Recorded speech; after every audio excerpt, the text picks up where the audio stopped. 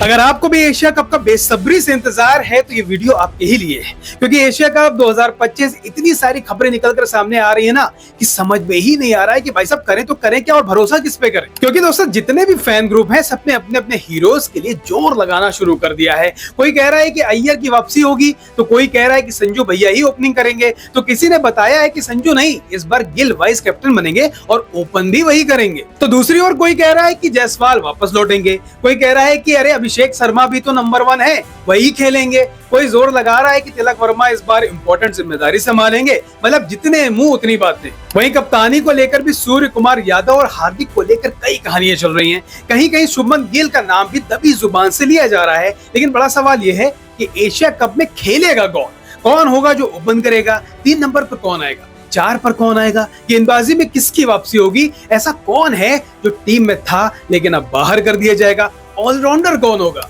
क्योंकि दोस्तों लिस्ट जो है वो बहुत लंबी है। 30 खिलाड़ी हमारे पास हैं, जिसमें से किसी को भी आप खिला दीजिए, हर कोई अपने आप में फिट है, जबरदस्त है और इस बात में बिल्कुल भी हैरानी नहीं होगी। लेकिन फिलहाल कहानी यही है जो छन छन कर सामने आ रही है कि संजू सैमसन की वापसी तय मानी जा रही है। संजू सैमसन को लेकर यह माना जा रहा है कि T20 सेटअप में इंडिया के पहले विकेट कीपर के लिए वो चॉइस रहेंगे। हमेशा रोहित शर्मा की याद वो दिलाते रहे हैं। रोहित शर्मा के बारे में भी इतनी ही बातें होती थी कि उनमें टैलेंट कूट कूट कर भरा हुआ है। परफॉर्मेंस शुरू में नहीं निकल रही थी। संजू ने भी 3 सेंचुरी लगाई है, लेकिन उसके आगे पीछे 0-0 लगा हुआ है, जो अपने आप में परेशान करता है। और क्योंकि केएल राहुल की क्लास जो है वो इंटरेस्टिंग है, बट ये माना जा रहा है कि संजू सैमसन को ओपनर के तौर पर ही रखा जाएगा। वो एक कहानी ये भी चल रही है कि कुणाल पांड्या की वापसी हो सकती है। कुणाल पांड्या काफी लंबे समय से बाहर हैं। वहीं आईपीएल में कुणाल पांड्या ने जबरदस्त गेंदबाजी की थी, उनकी बल्लेबाजी भी अच्छी खासी थी। हालांकि कुणाल आएंगे या नहीं ये एक बड़ा सवाल है, लेकिन रियान पराग का क्या होगा ये भी अपने आप में बड़ा सवाल है।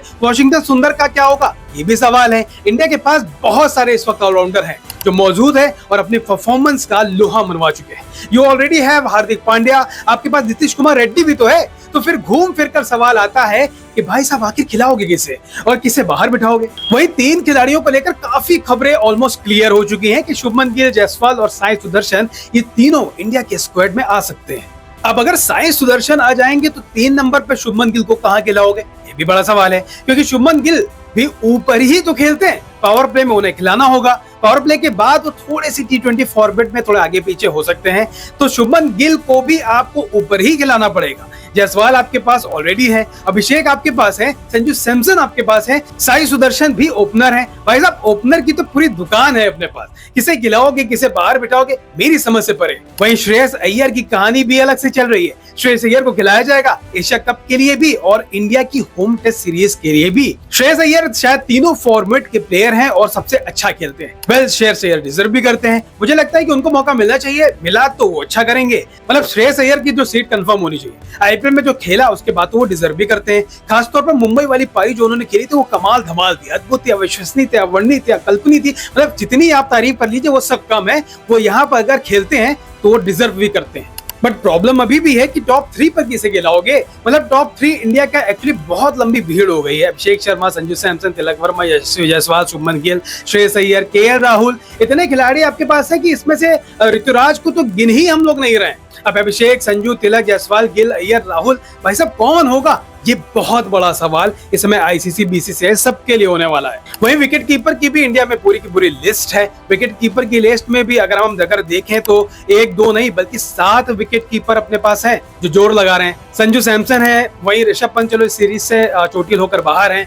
Then there is KL Rahul, Ishan Kishan, there is Dhruv Jurel, there is Jitesh Sharma and उसके बाद हमारे पास प्रभु सिमरन है। प्रभु सिमरन को भी आप कमजोर मत समझिए। अभी तक कुछ महीनों से जो संजू सैमसन के पास 2nd नंबर पर विकेट कीपर में भी 7 खिलाड़ियों में से किसे लोगे। एक संजू सैमसन लॉक कर दो, बाकी देख लो आप किसे खिलाना है किसे नहीं खिलाना। ये भी अपने पे बड़ा सवाल है। मतलब कि पूरा का पूरा रायता फैल चुका है। अब सिलेक्टर्स को सिलेक्ट करना है कि एशिया कप में किसे खिलाना है और किसे नहीं। मतलब आप देख लो कि KL Rahul can be 2nd choice, but Rahul अगर टीम में होंगे तो राहुल का खेलना एक जरूरी हो जाता है क्योंकि सीनियर है। या तो राहुल को मत ही लो, अगर ले रहे हो तो खिलाओ।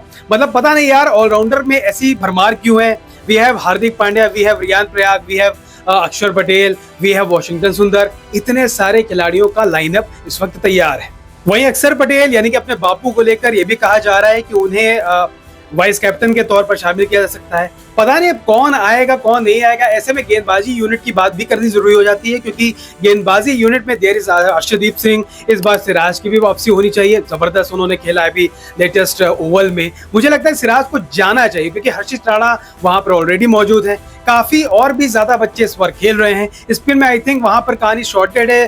देविल वरुण चक्रवर्ती, देविल कुलदीप यादव, वरुण चक्रवर्ती कुलदीप यादव वॉशिंगटन में से कोई भी खेल ले बहुत बड़ी बात है, क्योंकि सब अपनी जबरदस्त फॉर्म में हैं। नहीं यार, लेकिन अक्षर पटेल भी तो हैं, वो भी तो ऑलराउंडर और स्पिनर भी करते हैं। आई डोंट नो यार कि टीम में किसको खिलाया जाएगा। मेरे हिसाब से अभिषेक शर्मा को तो ओपन कराना ही चाहिए। कंपैरिजन जायसवाल और गिल को भी लेकर होता रहता है कि जायसवाल गिल में किसी एक को खिलाना चाहिए।